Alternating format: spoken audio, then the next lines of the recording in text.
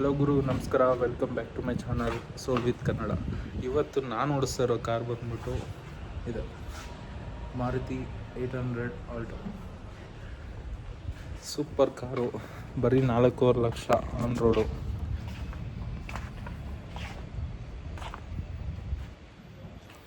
ಯಾಕಿದು super car ಅಂತಂದರೆ, ಕಮ್ಮಿ ರೇಟಲ್ಲಿ ಬೆಸ್ಟ್ ಕಾರು. ಒಂದು ಸ್ವಲ್ಪ ಉದ್ದ ಇರೋರು ಕುತ್ಕೊಳ್ಳೋದಕ್ಕೆ ತುಂಬ ಕಷ್ಟ, ತುಂಬ ಇಕ್ಕಟ್ಟಾಗಿದೆ.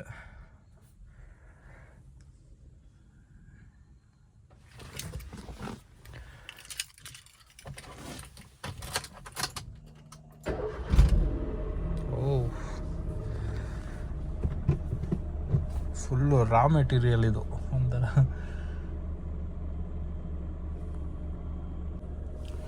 ಸೀಟ್ಸ್ ಎಲ್ಲ ಚಿಕ್ಕದಿದೆ. ಒಂದು ಆಲ್ಮೋಸ್ಟ್ 5 ಫೀಟು, ಒಂದು 60 ಆ ಥರ ಇರೋರು ಚೆನ್ನಾಗಿ ಕೂತ್ಕೋಬೋದು. ಅಷ್ಟೊಂದೇನು ಸ್ಪೇಸಿಯಸ್ ಆಗಿಲ್ಲ, ಬಟ್ ಸಿಟಿ ಯೂಸ್ಗೆ ಒಳ್ಳೆ ಗಾಡಿ. ಒಳ್ಳೆ ಮೈಲೇಜ್ ಬರುತ್ತೆ, 25 ತನಕ ಮೈಲೇಜ್ ಕೊಡುತ್ತೆ. 5 ಸ್ಪೀಡ್ ಮ್ಯಾನ್ಯುವಲ್ ಗೇರ್ ಬಾಕ್ಸ್ ಇದೆ. 4.5 ಲ್ಯಾಕ್ಗೆ AC, ಒಳ್ಳೆ ಮ್ಯೂಸಿಕ್ ಸಿಸ್ಟಮು. ಅದರಲ್ಲೂ 5 ಸೀಟರು, ಬಟ್ 4 ಪೀಪಲ್ ಆರಾಮಾಗಿ ಕೂತ್ಕೋಬೋದು. And 13 inch wheel, which is ಪರವಾಗಿಲ್ಲ. ಗ್ರೌಂಡ್ ಕ್ಲಿಯರೆನ್ಸ್ ತುಂಬ ಚೆನ್ನಾಗಿದೆ. ಆಲ್ಮೋಸ್ಟ್ 180 mm ಗ್ರೌಂಡ್ ಕ್ಲಿಯರೆನ್ಸ್ ಬರುತ್ತೆ. And 800cc.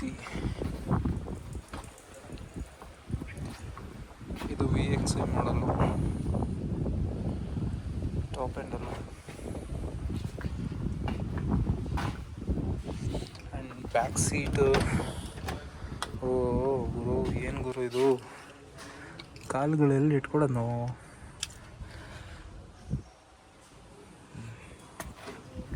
ಲಾಂಗ್ ಜರ್ನಿ ಎಲ್ಲ ಗೋವಿಂದ.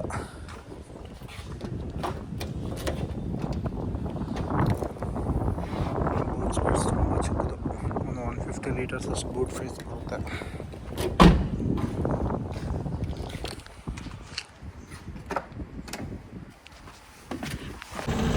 ಗಾಡಿ ಪಿಕಪ್ ಎಲ್ಲ ಚೆನ್ನಾಗಿದೆ. ಆ್ಯಂಡ್ ರೋಫ್ ಕೂಡ ಅರ್ಧ ಎಷ್ಟಂತಾರೆ ಇದಕ್ಕೆ. ಸೊ ನೀವೇ ನೋಡಿ, ಅದನ್ನು ಇಷ್ಟು ಹೈಟ್ ಇದೆ. ನಾನು ಆಲ್ಮೋಸ್ಟ್ 6 ಫೀಟ್ ಇದ್ದೀನಿ, ನನಗಿಷ್ಟು ಬರುತ್ತೆ. ಆ್ಯಂಡ್ ಬ್ಯಾಕ್ ಸೈಡ್ ಕೂಡ ಆರಾಮಾಗಿ 4 ಜನ ಕುತ್ಕೋಬೋದು. ಒಂದು ಮಟ್ಟಕ್ಕೆ ಪರವಾಗಿಲ್ಲ, ಗಾಡಿ ಚೆನ್ನಾಗಿದೆ. ಬಟ್ ಇದು ತುಂಬ ಚಿಕ್ಕ ಗಾಡಿ ಆಗಿರೋದ್ರಿಂದ ಡ್ರೈವ್ ಮಾಡಬೇಕಾದ್ರೆ ಇಲ್ಲೆಲ್ಲ ಟಚ್ ಆಗೋದು. ಸೊ ಈ ಸ್ಟೇರಿಂಗ್ ಎಲ್ಲ ತಿರ್ಸೋದಕ್ಕೆ ತುಂಬ ಪ್ರಾಬ್ಲಮ್ ಆಗುತ್ತೆ. ಆ್ಯಂಡ್ ಲೆಗ್ ಸ್ಪೇಸ್ ಕೂಡ ತುಂಬ ಕಮ್ಮಿ. ಫ್ರಂಟು ಫುಲ್ಲು ಹಿಂದಕ್ಕೆ ಹಾಕೊಂಡ್ಬಿಟ್ಟಿದ್ದೀನಿ, ಆದ್ರೂ ಅದು ತುಂಬ ಕಷ್ಟ ಇದೆ. ಆ್ಯಂಡ್ ಹಳ್ಳ ಗುಣಿಯಲ್ಲೆಲ್ಲ ಒಂದು ಸ್ವಲ್ಪ ಪರವಾಗಿಲ್ಲ, ಬಟ್ ಶೇಕ್ ಆಗುತ್ತೆ ಜಾಸ್ತಿ. ಚಿಕ್ಕ ಹಳ್ಳ ಗುಣಿದ್ರೂ ತುಂಬ ದೊಡ್ಡದಾಗಿ ಅನಿಸುತ್ತೆ. ಭಯ 1500 ಪೆಟ್ರೋಲ್, 500.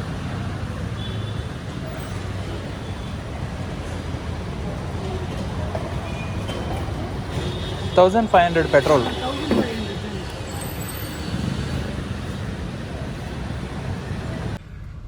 ಇದು ಸ್ಟೇರಿಂಗ್ ತುಂಬ ಟೈಟ್ ಇದೆ ಗೈಸ್. ಪವರ್ ಸ್ಟೇರಿಂಗ್ ಅಂತ ಹೇಳಿದ್ರು ಒಳ್ಳೆ ಆರ್ಡಿನರಿ ಸ್ಟೇರಿಂಗು ಟರ್ನ್ ಮಾಡೋ ಅಷ್ಟು ಫೀಲಿಂಗ್ ಬರ್ತದೆ. ಇನ್ನು ಸ್ವಲ್ಪ ಸ್ಮೂತಾಗಿ ಕೊಟ್ಟಿದ್ರೆ ಚೆನ್ನಾಗಿರ್ತಿತ್ತು. ಬಟ್ ಈ ರೇಟ್ಗೆ ಇಷ್ಟೆಲ್ಲ ಕೊಡ್ತಿರೋದೇ ಹೆಚ್ಚು. ಅವನು ಎಲ್ಲ ಡಿಸ್ಕ್ ಬ್ರೇಕಿಂದ ಹಿಡ್ದು ಆಲ್ಮೋಸ್ಟ್ ಎಲ್ಲ ಫೀಚರ್ಸು ಕೊಟ್ಟಿದ್ದಾನೆ. Okay, worth for the 450K. ಇದಾಗಿತ್ತು ಗುರು ಈ ಗಾಡಿನ ರೌಂಡ್ ವ್ಯೂ. ಆ್ಯಂಡ್ ಇಂಜನ್ ಬಗ್ಗೆ ಹೇಳೋದಾದರೆ 800cc, 796cc, almost 800. And 3 cylinder engine, ಆಮೇಲೆ ಸುಮಾರು 48 ಹಾರ್ಸ್ ಪವರ್ ಬರುತ್ತೆ ಆ್ಯಂಡ್ 69 mm ಟಾರ್ಕ್ ಬರುತ್ತೆ. ಒಳ್ಳೆ ಇಂಜನೇ. 140-150 ತನಕ ಆರಾಮಾಗಿ ಹೊಡಿಬೋದು. 6,000 RPM ತನಕ ರೈಸ್ ಮಾಡ್ಬೋದು ಗಾಡಿನ.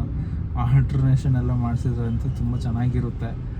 ಮೊದಲೇ ಹೇಳ್ಬೇಕಲ್ವ, ಇದು ರಾ ಇಂಜನ್ನು, ಇದರಲ್ಲಿ ECM ಆ ಥರ ಈ ಥರದ್ದೆಲ್ಲ ಏನೂ ಬರೋಲ್ಲ. ಡೈರೆಕ್ಟು ಬೀಸ್ಟು ಹೊಂಟೋಗುತ್ತೆ. ಚೆನ್ನಾಗಿರುತ್ತೆ ಗಾಡಿ ಓಡಿಸೋದಕ್ಕೆಲ್ಲ. ಒಂದು ಸ್ವಲ್ಪ ಎಕ್ಸಾಸ್ಟ್ ಅದೆಲ್ಲ ಹಾಕ್ಸಿದ್ರೆ ಸೌಂಡು ಚೆನ್ನಾಗಿರುತ್ತೆ. ಯಾಕಂದರೆ 3 ಸಿಲಿಂಡರ್ ಇಂಜನು, ಅದರಲ್ಲೂ ತುಂಬ ಚಿಕ್ಕದಾಗಿ ಬರುತ್ತೆ ಅದು ಎಕ್ಸಾಸ್ಟು. ಸೊ ಲೌಡಾಗಿ ಕೇಳಿಸುತ್ತೆ ಸೌಂಡೆಲ್ಲ. ಎಕ್ಸಾಸ್ಟ್ ಎಲ್ಲ ಹಾಕ್ಸಿದೀವಿ ಅಂತಂದರೆ. ಬಟ್ ಅದೆಲ್ಲ ಹಾಕ್ಸೋಕ್ಕೆ ಹೋಗಬೇಡಿ, ಹೇಳಿದ್ದೀನಿ ಅಂತಂದು ಹೇಳ್ಬಿಟ್ಟು ಆಮೇಲೆ. ಸೊ ಚೆನ್ನಾಗಿರಲ್ಲ. ಇದು ಒಂಥರ ಫ್ಯಾಮ್ಲಿ ವೆಹಿಕಲ್ ಇದ್ದಂಗೆ. ಲೈಕ್ ಹೆಣ್ಮಕ್ಳಿಗೋಸ್ಕರ ಅಥವಾ ಮನೆಯಲ್ಲಿ ಯೂಸ್ ಮಾಡ್ಕೊಳ್ಳೋದಕ್ಕೋಸ್ಕರ, ಸಣ್ಣ ಪುಟ್ಟ ಲೋಕಲ್ ಓಡಾಡೋದಕ್ಕೋಸ್ಕರ ಬೆಸ್ಟ್ ವೆಹಿಕಲ್ಲು. 4.5 ಲ್ಯಾಕು. ಸೊ ಒಂದು KTM ತೊಗೋಬೇಕು ಅಂತಂದ್ರೂ, ಅಥವಾ ಇನ್ನೊಂದು ಯಾವುದೋ ಒಂದು ಒಳ್ಳೆ ಒಂದು 300cc ಬೈಕ್ ತೊಗೋಬೇಕು ಅಂತಂದ್ರೂ ಮಿನಿಮಮ್ 3.5 ಲ್ಯಾಕಿಂದ 4 ಲ್ಯಾಕ್ ಆಗೇ ಆಗುತ್ತೆ. ಅದ್ರ ಬದಲು ಕಾರ್ ತೊಗೊಳ್ಳೋದೇ ಬೆಸ್ಟು ಅನಿಸುತ್ತೆ. ಯಾಕಂದರೆ ನಾವು ಬೈಕಲ್ಲಿ ಹೋದರೆ ಬಿದ್ರೂ ತುಂಬ ಏಟುಗಳಾಗುತ್ತೆ, ಇಲ್ಲ ಯಾರಾದರೂ ಬಂದು ಗುದ್ದಿದ್ರೂ ಸೇಫ್ಟಿ ಇರಲ್ಲ. 0 ಸ್ಟಾರು ಸೇಫ್ಟಿ ವಿಷಯದಲ್ಲಿ ಬೈಕ್ ಬಂದ್ಬಿಟ್ಟು. ಸೊ ಅದ್ರ ಬದಲು ನಾವು ಈ ಥರ ಒಂದು ಕಾರೇ ತೊಗೊಂಬಿಟ್ರೆ ಆರಾಮಾಗಿ AC ಇದೆ, ಟ್ರಾಫಿಕಲ್ಲಿ ನಿಂತ್ಕೊಳ್ಳೋ ಅವಶ್ಯಕತೆ ಇರಲ್ಲ. ಬೈಕಲ್ಲಿ ನಾವೇ ಓಡಿಸ್ತೀವಿ ಇವಾಗ ಬೈಕು. ಸೊ ಎಷ್ಟು ಆ ಬಿಸಿಲಲ್ಲಿ, ಆಗ ಪೊಲ್ಯೂಷನಲ್ಲಿ ಗಾಡಿ ಓಡಿಸ್ಬೇಕು ಅಂತಂದರೆ ತುಂಬ ಕಷ್ಟ ಇದೆ. ಸೊ ಈ ಥರದೊಂದು ಕಾರ್ ತೊಗೊಂಬಿಟ್ರೆ, ಮನೆಗೂ ಒಂದೊಂದು ಕಾರ್ ಇದ್ದರೆ ಈ ಥರ ಆರಾಮಾಗಿ ಸೇಫಾಗಿರುತ್ತೆ. ಈ ಆಕ್ಸಿಡೆಂಟ್ಗಳು ಕೂಡ ಕಮ್ಮಿ ಆಗುತ್ತೆ ಬೈಕಲ್ಲಿ ಬಿದ್ದು. ಅದು ಈ ಬೆಂಗಳೂರಲ್ಲಿ. ಸೊ ಹಳ್ಳ ಗುಣಿಗಳು ಎಷ್ಟಿದೆ ಅಂತ ನಿಮಗೆ ಗೊತ್ತು ಚೆನ್ನಾಗಿ. ಅದರಲ್ಲಿ ಬಿದ್ದು ಅದೆಷ್ಟು ಜನ ಸಾಯ್ತಿದ್ದಾರೆ ಅಂತಲೂ ನಿಮಗೆ ಗೊತ್ತು. ಇವೆಲ್ಲ ಕಂಟ್ರೋಲ್ ಆಗಬೇಕು ಅಂತಂದರೆ ಬೆಸ್ಟು ಕಾರ್ ತೊಗೊಳ್ಳೋದು. ಏನಂತೀರಾ? ಸೊ ಎಲ್ಲ ಬೈಕ್ಗಳು ತೊಗೊಳ್ಳೋದು ಕಮ್ಮಿ ಮಾಡಿ, ಬಜೆಟಲ್ಲೇ ಅಥವಾ ಇನ್ನೂ ಲೋ ಬಜೆಟಲ್ಲೇ ಒಳ್ಳೊಳ್ಳೆ ಕಾರುಗಳೇ ಸಿಗುತ್ತೆ. ಸೊ ಕಾರುಗಳು ಯೂಸ್ ಮಾಡಿ, ಸೇಫಾಗಿ ಡ್ರೈವ್ ಮಾಡಿ, ಚೆನ್ನಾಗಿರಿ. ಆ್ಯಂಡ್ ಇವತ್ತು ನಾನು ಈ ಓಡಿಸಿದ್ದು ಗಾಡಿ ಬಂದ್ಬಿಟ್ಟು ಈ 800 ಚೆನ್ನಾಗಿದೆ. ನನ್ನ ಪರ್ಸ್ನಲ್ಲು ರೇಟಿಂಗ್ ಬಂದ್ಬಿಟ್ಟು ಇದಕ್ಕೆ 10ಗೆ 7 ಕೊಡ್ಬೋದು, ಆರಾಮಾಗಿ ಕೊಡ್ಬೋದು. ಇದರಲ್ಲಿ ಗುಡ್ ಥಿಂಗ್ ಇದೆ, ಬ್ಯಾಡ್ ಥಿಂಗ್ ಇದೆ. ಬಟ್ ಎಕ್ಸ್ಪೆಷಲಿ ಸಿಟಿ ಯೂಸ್ಗೆ ಇದೇ ಬೆಸ್ಟ್ ಗಾಡಿ. ಮೈಲೇಜ್ ಪರವಾಗಿ, ಸೇಫ್ಟಿ ಪರವಾಗಿ ಎಲ್ಲದರಲ್ಲೂ ಬೆಸ್ಟು. So thank you. ಸಿಗೋಣ ಇನ್ನೊಂದು ವಿಡಿಯೋದಲ್ಲಿ.